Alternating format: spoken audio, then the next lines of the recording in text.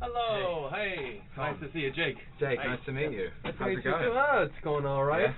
Yeah. This is where the magic happens. Sure, but I gotta tell you. Have a little Thor right here. You can, sure. Where's your little Loki? Right over there, actually, with our Loki editor. Probably going to feel your issues a little better than I will, so I'll point you over to Laurie. Hello, Tom. Really nice to meet Pleasure you. to meet you as well. Yeah. Thanks for coming. Welcome. This is where it starts. This is indeed where all the magic happens, and issue 11, as you're already familiar with. I know indeed. Yeah. Right. So what we have now is, as you've seen in Young Avengers 11, Loki is now an adult. He's now a sexy young adult. So, as part of that, we are launching a new book, Loki, Agent of Asgard, and we have this wonderful character design done by Jamie McKelvey, who is the current artist on Young Avengers, which is the same issue that you saw.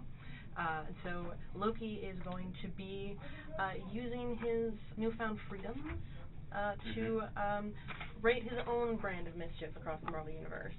He's not necessarily going to be a villain, but he's also not necessarily a hero. He's basically forging his own path. This is his way of saying, I'm not going to be who you want me to be. I'm going to be who I want to be for once in my life. It's a very long life.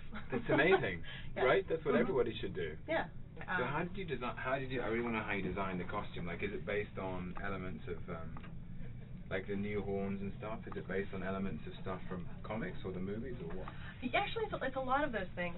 Jamie himself is actually very big on fashion and pop culture. He and Kieran both, and so they wanted to definitely take elements of the movie and things that were familiar to the people who don't read the comics, so that this is a design that's immediately recognizable. Right. We wanted to have the horns because clearly that's a big part of the silhouette of Loki, but we wanted to keep it kind of managed in a way that isn't making him out and out a villain.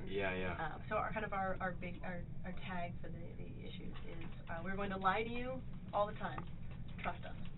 Nice. If you did, you'd be the fool I always took you for. Exactly. Trust my rage.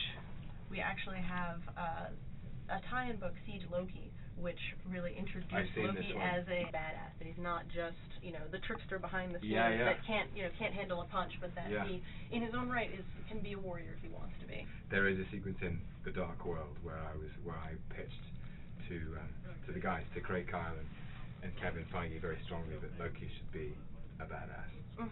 And he is. And we agree.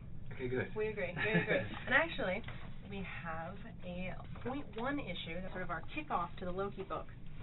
But this is what I imagine between the movie of Thor and Avengers is that there are, so when Loki disappears in the wormhole of space and time, before he shows up in Avengers, that he's been on a journey like this. He's been on a journey through the universe in a way, and he's played cards with shady characters like these guys. I mean, who wants to play cards with those guys? Well, Loki does, because he has an immaculate poker face. Yes. Another little tease for you. This is the first page of the first issue. Wow.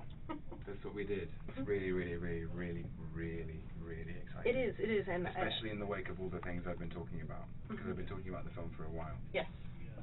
And my understanding of him, and the things I haven't done yet, the things I have finally done, but there are still many things I haven't done. And to see that is incredible.